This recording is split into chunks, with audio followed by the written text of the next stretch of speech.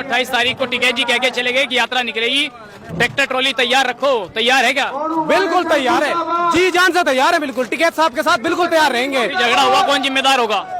इसका बीजेपी तैयार होगी। अगर बीजेपी पता है ना, सीधी से मना कर दिया है कि भाई 28 तारीख को वो नहीं आनी चाहिए, यात्रा नहीं निकलनी चाहिए, लेकिन वो लोग फिर भी आ रहे हैं। अगर वो आते हैं तो इसका खुद जिम्मेदार है। अगर सुनो, अभी जैसा कि प्रशासन ने मना कर दिया था, प्रशासन के बाद भी वो लोग कह रहे हैं कि हम आएंगे आएंगे।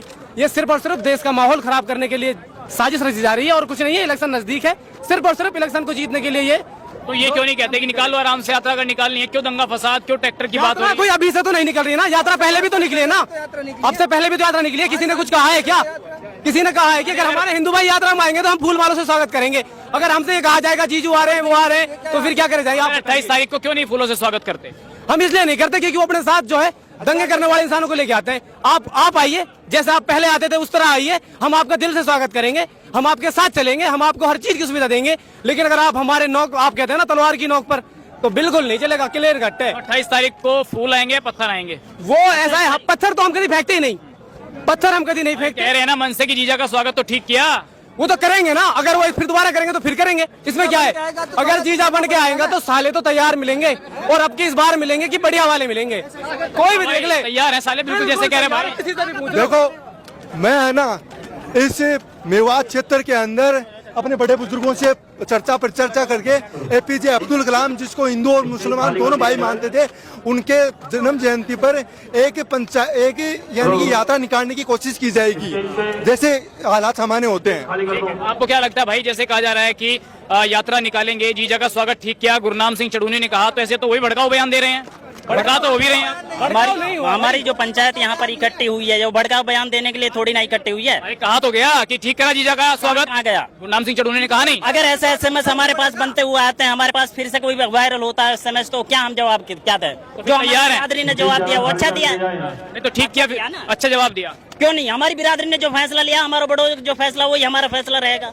ऐसे तो है नहीं कि हमारा फैसला अलग बदल जाएगा। क्यों नहीं? 28 तारीख को ये कहा जा रहा है मन से कि ठीक है यात्रा निकालनी है तो आराम से निकालिए, प्यार से निकालिए, लेकिन ये तो भड़का रहे हैं ऊपर, ये तो भड़का रहे हैं आपको। 28 तारीख को अगर शांतिपूर्ण यात्रा आती है तो हम शांतिपूर्ण स्वागत करने के लिए तैयार है। क्या दिक्कत आपको ये भड़काऊ भाषण लग रहे हैं? अगर वो भी आ गए, उधर से ट्रैक्टर ट्रॉली आ गई, क्या होगा? करता वो खुला कहता है नहीं होते, गलत है, गलत है। कब कहा आपने गलत है? गलत है वो। आप इसको भड़काऊ बता तो यहाँ की बात, भड़काऊ नहीं, यहाँ की बात, मैं यहाँ की बात करूंगा ना, मैं यहाँ की बात। देखो, वो उनके ऊपर डिपेंड करता है। अगर वो हमसे प्यार से डील करेंगे तो हम उन्हें प्यार देंगे, अगर वो हमें तलवार देंगे तो हाथ तो हमारे भी हैं, हमारे भी हाथ है। मोनू मानेसर को आगे गुंडा है, गौ तस्कर है, बिल्कुल है। सबसे बड़ा अगर भक्षक मैं मानता हूँ वो मोनू मानेसर है, क्योंकि वो एक तरह का आतंक फैला रहा है धर्म के नाम पर, मजहब के नाम पर, गो कसी के नाम पर। और हालांकि मैं आपको एक बात और बता दूं, सबसे बड़ा जो गौ कसी करते हैं, चार जो बड़ी बड़ी कंपनियां, लाखों लोग ये कटवाते हैं उन गाँव का मांस और विदेशों में एक्सपोर्ट इंपोर्ट करते हैं, उनके बुलडोजर चलवाए ना लाखों एक दिन में। और आरएसएस और बजरंग दल वालों की कंपनियां हैं, आप उन पर हमला कीजिए तब आपका पता लगेगा। लेकिन गरीब के चूल्हे को तो डहाने में 2 मिनट लगते हैं इस सरकार को, तानाशाही सरकार को और इस प्रशासन को। एक तरफा कार्रवाई आप करते हैं और जी चाहे जिसको, निर्दोष को भी आप मुलजिम बना देते हैं। कोई वोट है तो उसको वोट मत दो। अगर बीजेपी को अगर देश खतरा में डालना है तो वोट उसे दे दो। बीजेपी खतरे में डाल रही है देश को, बिल्कुल। ये कैसे? आप पिछले देख लो 14 साल से क्या हो रखा है, क्या बचा है हमारे पास? हम सिर्फ कहने को आजाद है, वरना हम बिल्कुल आजाद नहीं है। बीजेपी ने जगड़ रखा है, हर काम वो अपनी तरफ से कर रही है, संविधान के हिसाब से वो चलती नहीं है। ठीक है, 14 के बाद हिंदू मुस्लिम के सबसे ज्यादा दंगे हुए हैं। ठीक है, दिल्ली में देख लो, हरियाणा में देख लो, गुजरात कहीं भी देख लो, कभी भी देख लो, कहीं भी देख लो, हिंदू मुस्लिम के दंगे बीजेपी कराती है, वही कराती है। वरना ये दोनों भाई हैं, ऐसा नहीं है कि आपस में कोई ये अभी से रह रहे हैं, ये बहुत दिनों से साथ में रहते आ रहे हैं, पहले से ही साथ में रहते हैं। दोनों भाई हैं, सब एक साथ मिलकर रहते जानते हैं। लेकिन ये बीजेपी जब से आई है, बीजेपी ने देश को बिगाड़ रखा है। अगर देश को बचाना है तो बीजेपी से मुक्त कराना पड़ेगा।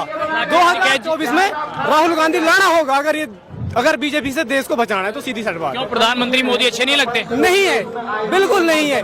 प्रधानमंत्री बिल्कुल नहीं है। आप प्रधानमंत्री के कोई भी चीज देख लीजिए उठाकर, उसने जिस भी चीज को काम में उठाया है, कोई भी चीज अभी तक सफल नहीं हुआ।